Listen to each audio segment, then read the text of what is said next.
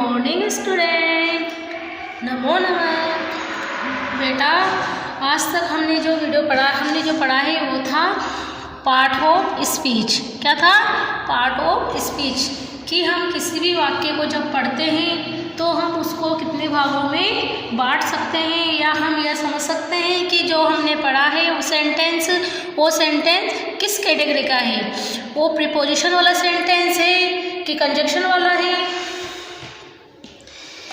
हम देख सकते हैं कि इसमें संख्या क्या है, इसका सर्वनाम क्या है। इस तरह से हम अपने सेंटेंस को समझ सकते हैं। ठीक है ना। अब हम हमने वो जो पार्ट ऑफ स्पीच के 8 पार्ट थे वो हमने पढ़ लिए हैं। संस्कृत में भी हम उनको समझ चुके हैं।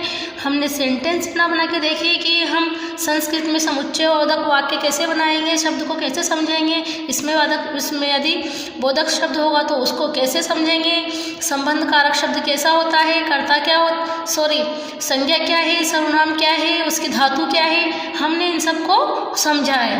अब हम इन सब से थोड़ा आगे बढ़ते हुए जो महत्वपूर्ण पार्ट होते हैं हमारे संस्कृत में, जिनसे हम अपने सेंटेंस को बनाते हैं, हम उन पार्ट्स के बारे में पढ़ेंगे। हम देखेंगे कि कौन कौन से पार्ट ऐसे हैं जिनसे हम जब भी कोई सेंटेंस बनाए तो कौन कौन से पार्ट हमारे काम में आएंगे और किन किन के पार्ट्स में क्या क्या होता है। उनको हम इंग्लिश में नाम लेंगे, देखेंगे उनकी कि हमारे इंग्लिश में क्या कहते हैं। वो संस्कृत व्याकरण के जो महत्वपूर्ण भाग होते हैं उनको हमें पढ़ना है कि इंग्लिश में वचन को क्या कहते हैं और वचन क्या होते हैं। क्योंकि मैं जानती हूँ बेटा कि आप लोगों को संस्कृत तो समझने में थोड़ी दिक्कत आती है।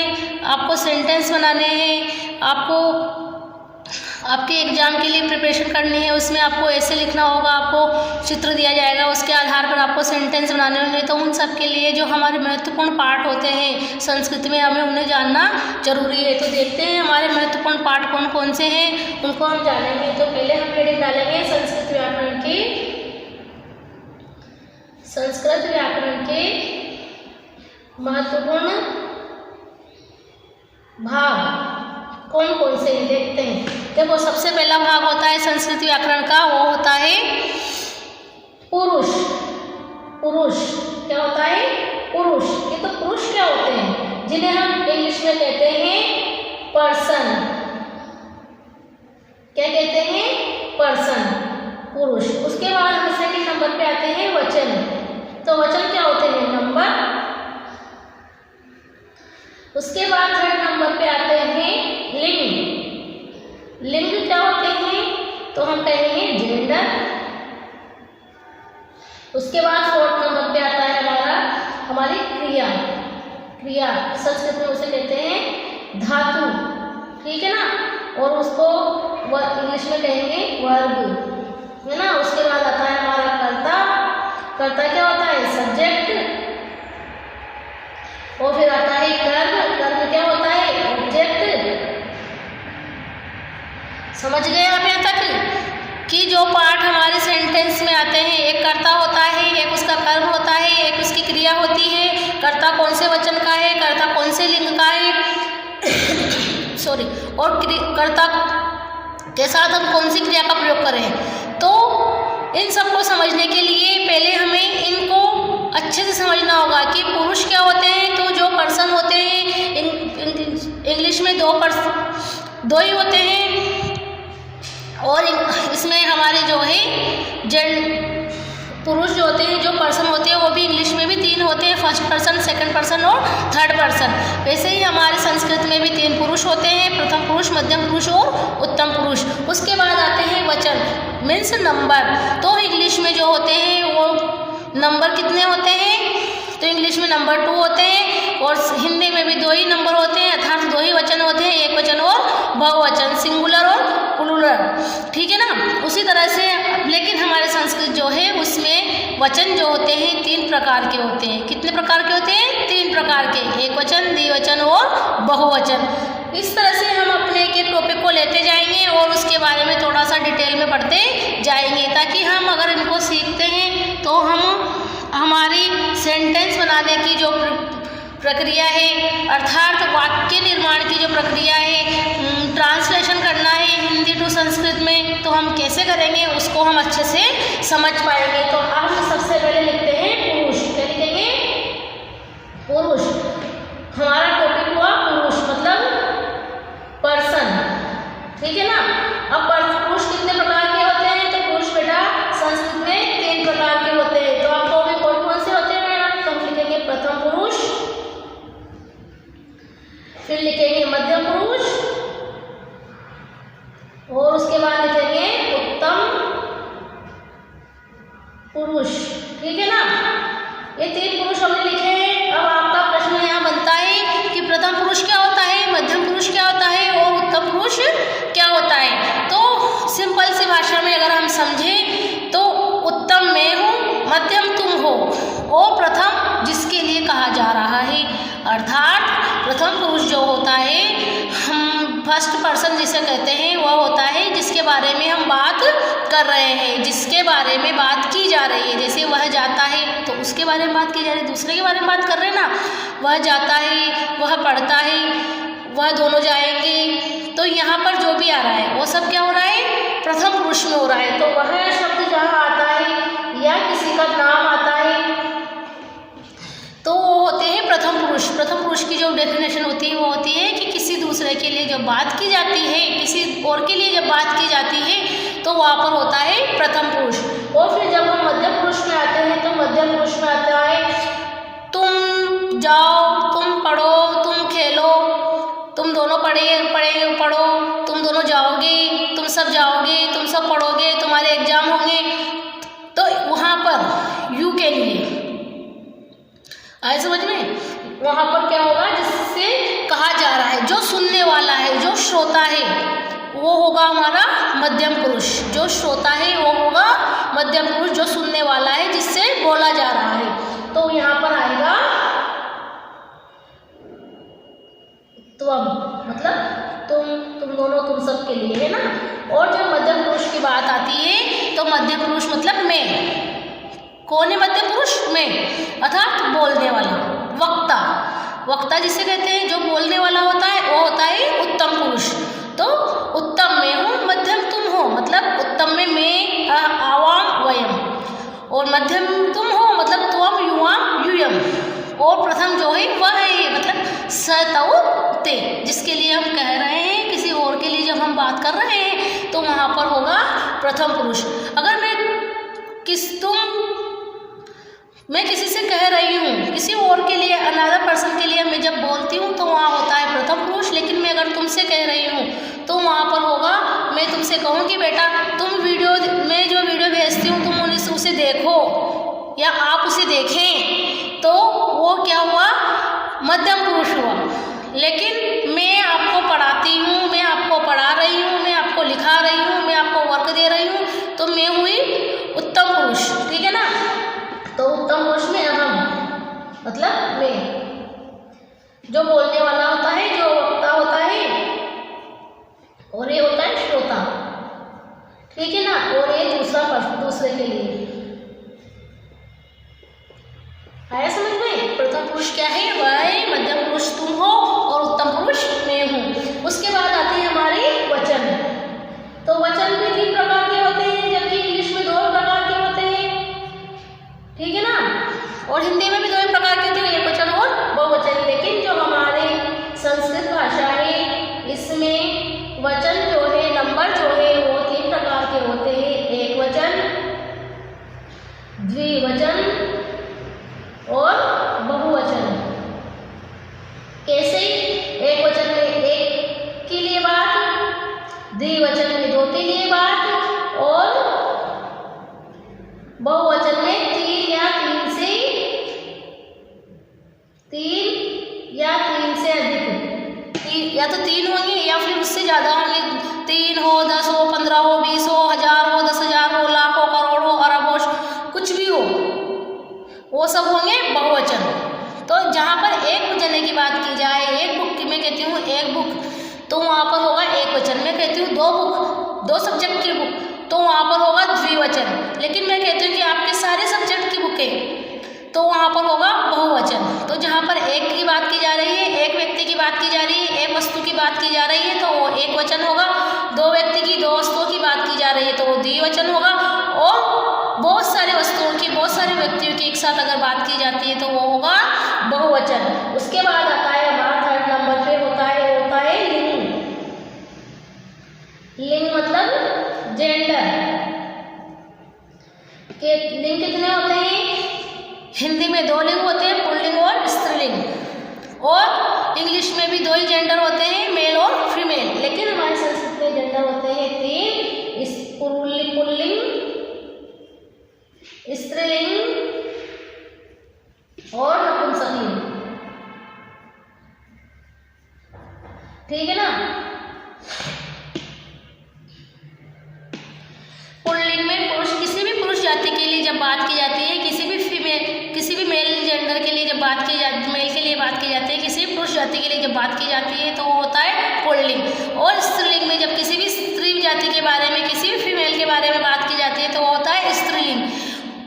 नपुंसकलिंग क्या है? नपुंसकलिंग वह शब्द जो हमें न तो स्त्रीलिंग का बोध कराते हैं न पुल्लिंग का बोध कराते हैं, वो होते हैं नपुंसकलिंग। ठीक है ना? और नपुंसकलिंग एक तरह से हम निर्जीव वस्तुओं को भी नपुंसकलिंग में गिन लेते हैं। ठीक है ना? तो स्त्रीलिंग, पुल्लिंग और नपुंसकलिंग आप समझ गए होंगे। वह शब्द जो हमें पुरुष जाति का ही बोध लेकर आए, स्त्री जाति का ही बोध लेकर आए, वो होते हैं नपुंसकलिंग। वह शब्द जो हमें पुल्लिंग का बोध कराते हैं, पुरुष जाति का बोध कराते हैं, वो होते हैं पुल्लिंग। और वह शब्द जो हमें स्त्री जाति का बोध कराते हैं, वो होते हैं नपुंसकलिंग। अब उसके बाद आते हैं हमारा सब्जेक्ट, कर्ता। सबसे पहले पढ़ेंगे, उसके बाद वर्ब, क्रिया, जिसे हम संस्कृत में कहते हैं धातु। ठीक है ना? तो धातु होती है जो, धातु क्या है? वर्ब क्या है? वह क्रियावाचक शब्द जिनसे हमें किसी भी कार्य के होने का आभास हो, जिनसे एक्शन का पता चले कि क्या एक्शन कर रहा है, बोलने का एक्शन कर रहा है, हंसने का कर रहा है, चलने का कर रहा है, अर्थात कौन से कार्य को ये कर रहा है। अगर वह शब्द जिससे हमें कार्य के होने का आभास हो, जैसे वो बोल रहा है तो हमें एहसास हो रहा है कि वो बोलने का कार्य कर रहा है, वो लिख रहा है तो हमें एहसास हो रहा है कि वो लिखने का कार्य कर रहा है। लिख धातु में लिखती हूँ तो लिख धातु से मुझे पता चलेगा कि स लिखती, कि वह लिखता है, तो मुझे पता चल रहा है लिखती क्रिया से कि वह लिख रहा है ना?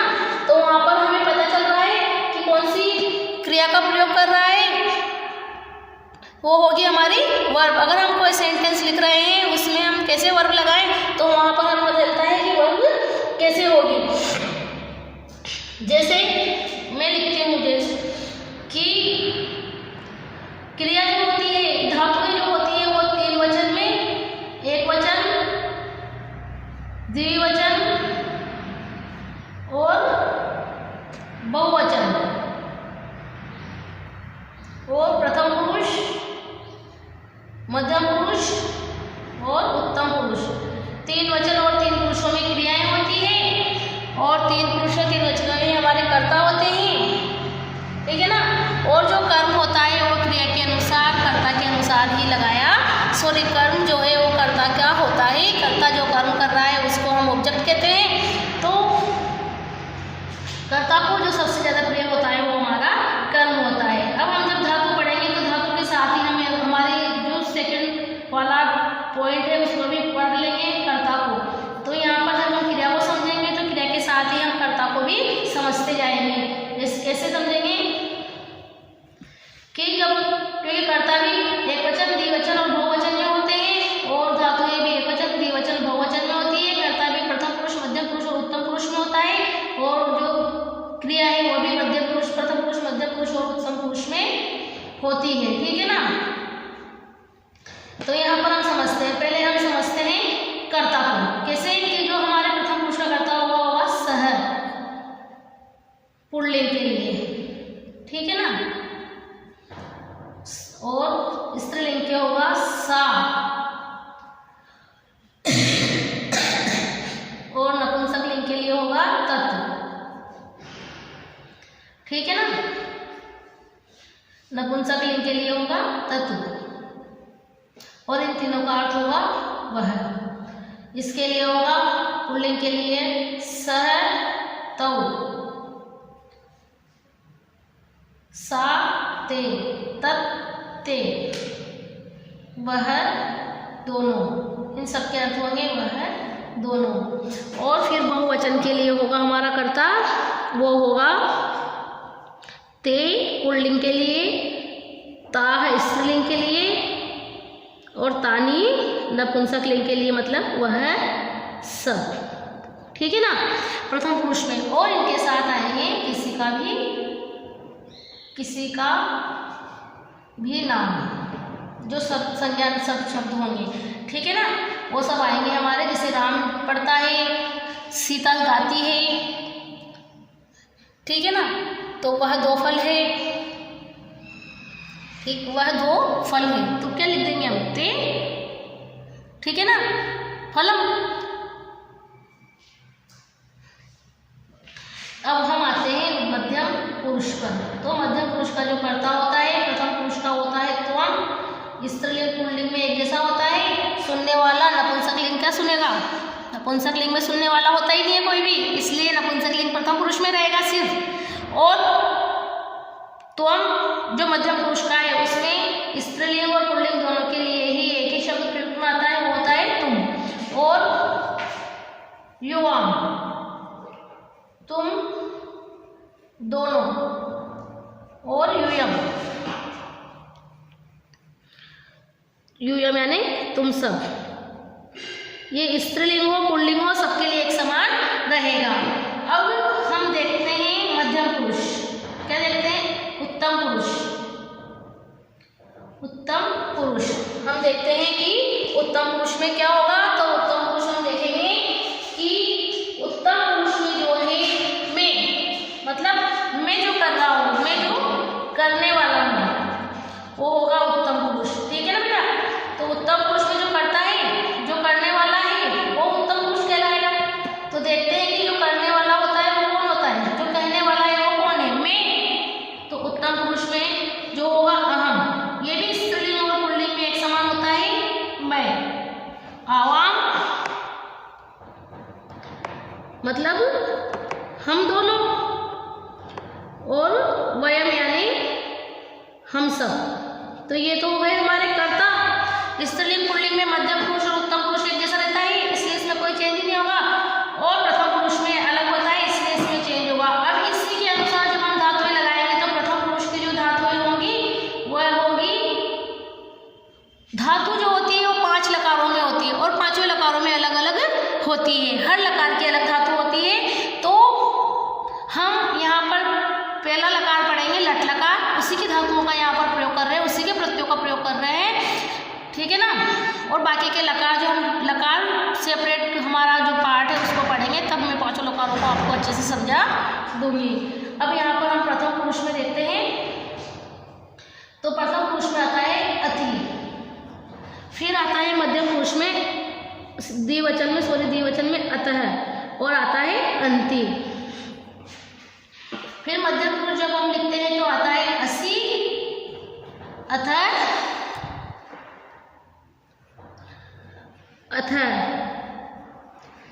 और फिर आता है आमी, आओ, आम।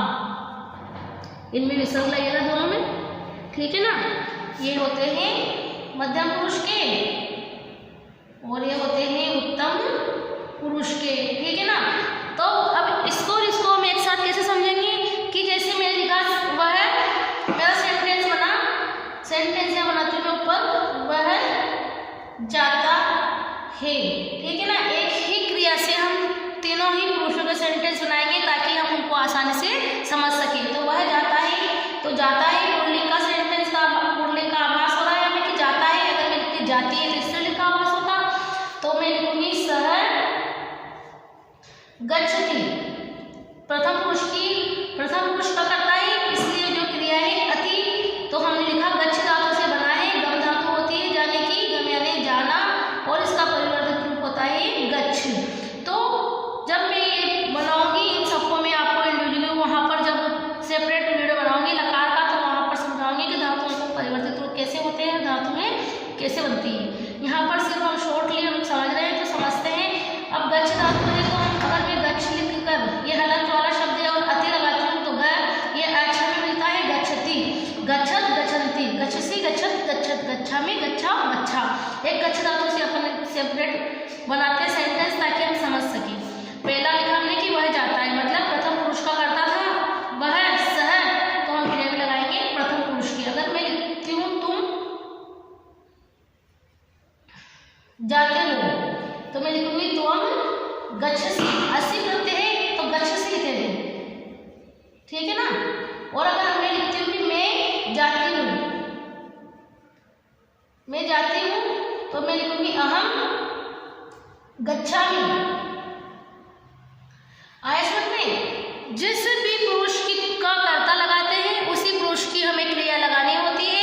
अगर कर्ता हम एक वचन का लगा रहे हैं तो हमें क्रिया भी एक वचन की लगानी है। अगर कर्ता तुम दोनों जाओ तो मैं लिखूंगी तुम दोनों जाते हो तो त्वा गच्छत, तौ गच्छत, सॉरी त्वा तौ गच्छत। और अगर मैं लिखती हूँ कि तुम सब जाते हो तो क्या लिखूंगी ते जाते हो, मतलब पुल्लिंग है तो ते गच्छन्ति। अगर तुम सब जाते हो तो क्या लिखूंगी मैं वयम यूयम गच्छत। मैं लिखती हूँ कि हम सब जाते हैं तो वयम गच्छा। इस तरह से जिस वचन का कर्ता होता है उसी वचन की हमें क्रिया लगानी होती है, और जिस पुरुष का कर्ता होता है उसी पुरुष की हमें क्रिया लगानी होती है। क्रिया और कर्ता सेम चलते हैं, जिस पुरुष का और जिस वचन का कर्ता होगा क्रिया भी उसी पुरुष और उसी वचन की लगेगी। इस बात का हमें हमेशा ध्यान रखना है। अगर हमने इन जो टॉपिक हमने पढ़े हैं, जो हमने 6 प्रकार पढ़े हैं, 6 भाग पढ़े हैं, इनको भी अगर हम अच्छे से समझ लेते हैं तो, और जो हमने पार्ट और स्पीच के पढ़े हैं उनको हम समझ लेते हैं तो आपको सेंटेंस बनाने में, सेंटेंस का अनुवाद करने में, संस्कृत अगर आपको कहीं आ रही है तो आपको उसको अनुवाद करने में कोई भी दिक्कत नहीं आएगी। हाँ, मीनिंग तो आपको पढ़ने ही पड़ेंगे, शब्दार्थ आपके पक्के होने चाहिए, लेकिन नॉर्मल से जो शब्द हैं उनको अगर हम समझ लेते हैं, हम ये समझ लेते हैं कि कर्ता कैसे लगता है और क्रिया कैसे लगती है, कर्म क्या होता है। अभी तो हमारा कर्म बाकी है। कर्म क्या होता है? कर्म जो कर्ता को सबसे ज़्यादा प्रिय हो, वह स्कूल जाता है। मैं कहती हूँ कि वह स्कूल जाता है, तो यहाँ पर स्कूल जो है उसका कर्म है, वह करता है, और ये जाता है क्रिया है। ये क्या हुआ? कर्ता, ये हुआ कर्म और ये हुई क्रिया। तो वह के साथ क्या लिखेंगे हम? कर्ता में वह कर्ता हमने लिखा है तो लिखेंगे सह, ठीक है। सह हमने लिखा, सह लिखा है, प्रथम पुरुष का एक वचन का हमने कर्ता लिखा है तो क्रिया भी हम प्रथम पुरुष के एक वचन के लिखा देते हैं गच्छति, ठीक है। ये तो हमारा दो चीजें तो हमारी बिल्कुल सही हो गई। अब ये है कर्म। तो सॉरी, जब हमें पता है कि हमारे कारक में कर्म को द्वितीय विभक्ति में बनाया गया है।